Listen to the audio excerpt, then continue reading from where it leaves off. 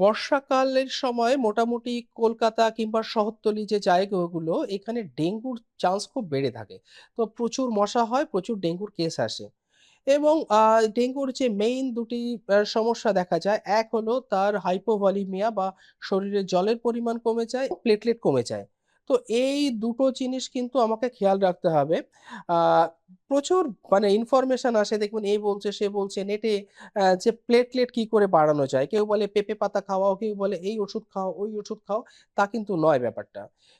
এখনো কিন্তু কোনো প্রুভেন স্টাডি নেই যেখানে কোনো খাবার আপনার প্লেটলেটটাকে বাড়াচ্ছে। তো এইরকম যে মিস ইনফরমেশন থেকে আপনি দূরে থাকুন।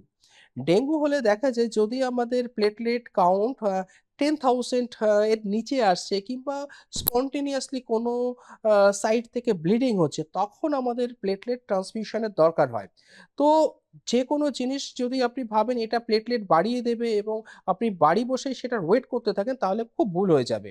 রাদার একটি জিনিস আপনি করতে পারেন, কয়েকটা ওষুধ যেমন ধরুন যে NSAID বলে যাদের ব্যথার ওষুধ, ডাইক্লোফেনাক, এসিক্লোফেনাক এই টাইপের কিংবা অ্যাসপিরিন এরা প্লেটলেট কাউন্ট কমায়। তো জ্বর হলে কিন্তু এই ওষুধগুলো ডেঙ্গু সিজনে আপনি একটু দূরে থাকবেন। ওষুধগুলো যদি আপনি এভয়েড করেন তাহলে দেখবেন আপনার প্লেটলেট কাউন্ট কিন্তু ঠিক থাকছে।